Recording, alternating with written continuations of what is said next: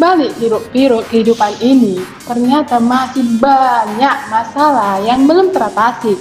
Di antaranya, anak-anak pengemis telantar di jalanan. Nah, kita tidak tahu apa latar belakang mereka melakukan itu. Nah, kali ini kami kelompok 3 mata kuliah kewarganegaraan Prodi Statistika Universitas Negeri Medan akan membahas kasus ini. Yuk kita bahas. Dalam Undang-Undang Nomor 23 Tahun 2002, didefinisikan anak adalah yang berusia di bawah 18 tahun. Anak memiliki hak asasi yang harus dijaga, dilindungi, dan dipenuhi, baik oleh orang tua, masyarakat, maupun oleh negara. Anak merupakan generasi bangsa yang berhak tumbuh, berkembang, dan dilindungi oleh kekerasan ataupun diskriminasi.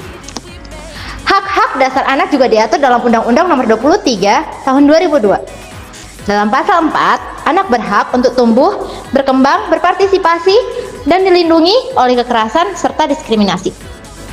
Dalam pasal 5, anak juga berhak memiliki nama dan status kewarganegaraan. Dalam pasal 6, anak berhak beribadah sesuai dengan agama yang dianut dan juga dipercayai.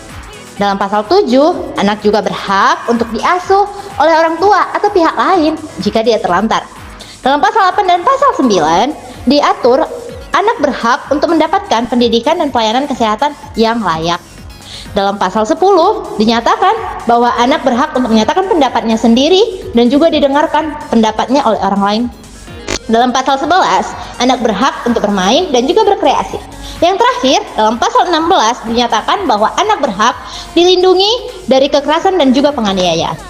Namun, pada nyatanya, pemerintah dan juga penegak hukum masih menghadapi banyak sekali tantangan dalam mengimplementasikan untuk melindungi hak-hak anak tersebut.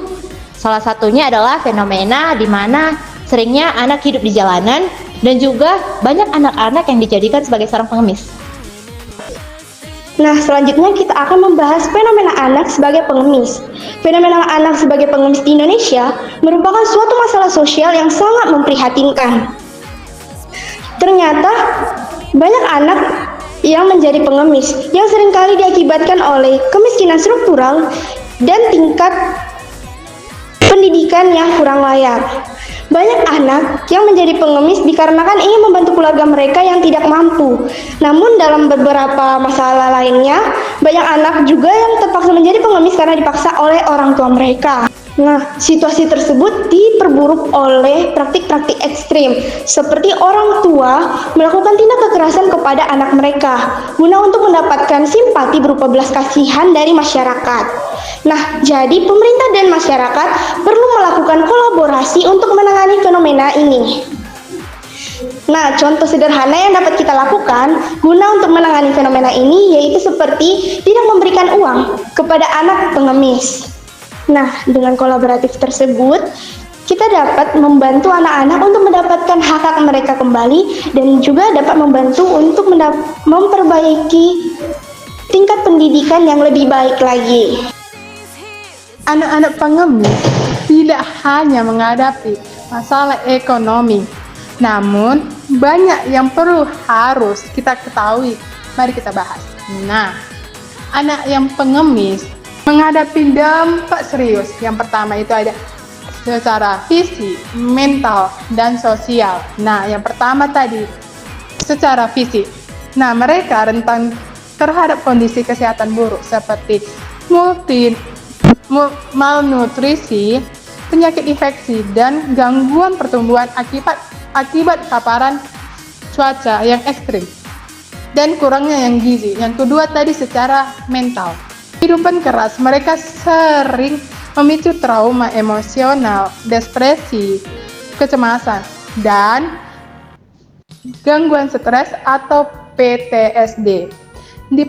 Diperparah oleh stigma sosial yang mengurangi rasa percaya diri mereka.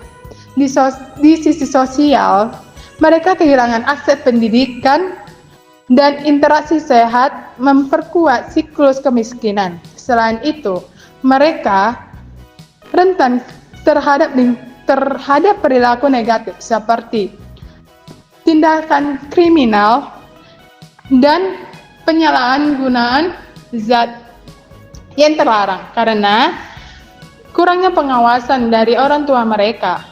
Dampak ini mengakibatkan peluang anak-anak ini untuk kehidupan yang lebih baik.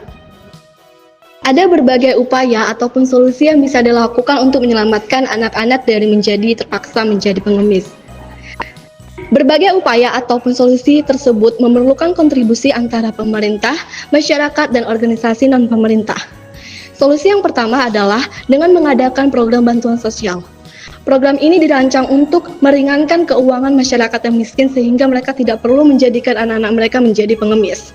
Solusi yang kedua, menyediakan peluang kerja bagi orang tua dengan pelatihan keterampilan dan akses pendidikan yang layak sehingga mereka tidak bergantung kepada penghasilan anak-anak mereka menjadi pengemis. Solusi dan upaya yang ketiga adalah diharapkan kepada pemerintah dan lembaga pendidikan untuk menyediakan pendidikan yang lebih baik kepada anak-anak, seperti program beasiswa, sekolah gratis, dan fasilitas yang lebih baik kepada anak-anak sehingga mendorong orang tua untuk mengantarkan anak-anak mereka ke sekolah. Solusi yang terakhir atau upaya yang terakhir yang bisa dilakukan untuk mengatasi permasalahan ini adalah dengan mengadakan program rehabilitas yang mendukung emosional dan keterampilan sosial anak-anak sehingga mereka bisa berinteraksi dengan baik dengan masyarakat.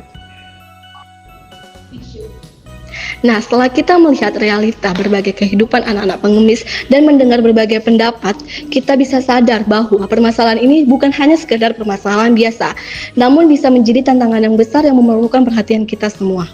Kita sebagai generasi muda memiliki tanggung jawab untuk peduli dan berkontribusi sedikit apapun itu.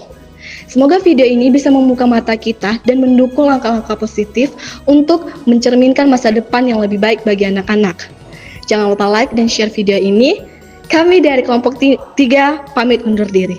Terima kasih.